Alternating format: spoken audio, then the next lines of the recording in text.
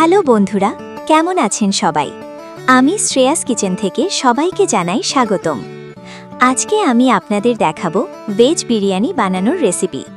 খুব অল্প উপকরণের মাধ্যমে এবং অল্প সময়ের মধ্যে আপনারাও তৈরি করে নিতে পারবেন ভেজ বিরিয়ানি।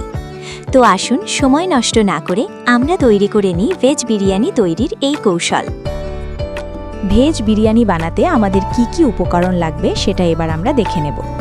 একটা মাঝারি সাইজের ফুলকপি লাগবে, দুটো মাঝারি সাইজের গাজর, একটা বিট, 200 গ্রাম কড়াইশুঁটি, 100 থেকে 150 গ্রাম মতো বিনস, আদা বাটা ও রসুন বাটা প্রয়োজন মতো, 4টে পেঁয়াজ, 4টে বড় সাইজের আলু, বিরিয়ানি চাল 1 কেজি, ঘি 100 গ্রাম, কাজু, কিশমিশ, এলাচ গুঁড়ো পরিমাণ মতো, হলুদ, জিরে গুঁড়ো, লঙ্কা গুঁড়ো পরিমাণ মতো, আলাদা বিরিয়ানি মশলা এবং মিষ্টি আতর।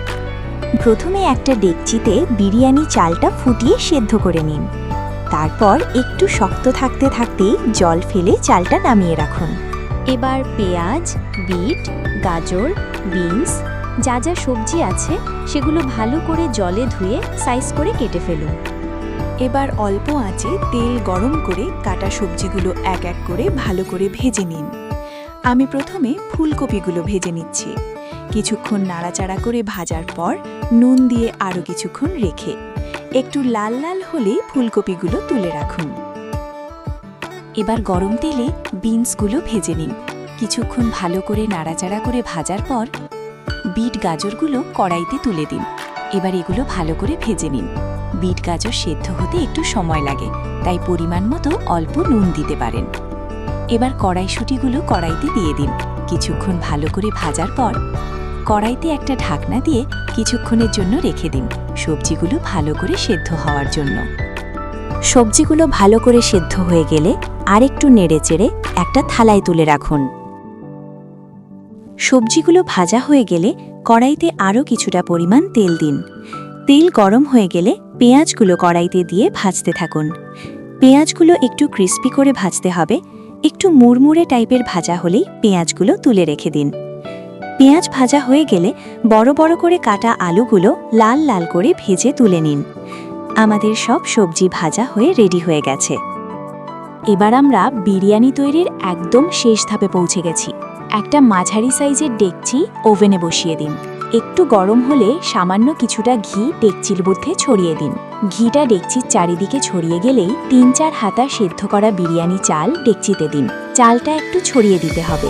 এরপর 3 থেকে 4টা করে আলু, গাজর, ফুলকপি ও প্রত্যেকটা ফ্রাই করা সবজি একটু একটু করে ভাতের ওপর দিয়ে ছড়িয়ে দিন। তারপর এলাচ গুঁড়ো, বিরিয়ানি মশলা এবং পরিমাণ মতো ঘি ভাতের চারপাশে ভালো করে ছড়িয়ে দিন। সবজি দেওয়ার পর আরেক পরত বা থাক ভাত ওপরে ছড়িয়ে দিন। এইভাবে 3 থেকে 4টা পরত তৈরি করুন। ফাইনাল পরত তৈরি হয়ে গেলে সামান্য একটু দুধে মিষ্টি আতর, গোলাপ জল ঘুলে ভাতের মধ্যে ভালো করে ছড়িয়ে দিন। প্রয়োজন হলে আপনারা রং ব্যবহার করতে পারেন। আমি এখানে কোনো রং ব্যবহার করিনি। আতর ছড়ানো হয়ে গেলে হাতা দিয়ে ভালো করে ভাতটা একটু চেপে দিন। এবার একটা ঢাকনা দিয়ে ডেকচিটা ঢাকা দিয়ে দিন এবং ময়দা দিয়ে ডেকচির ওভেনের ফ্লেমটাকে একটু কমিয়ে অল্প আঁচে 20 থেকে 25 মিনিট দমে বসান।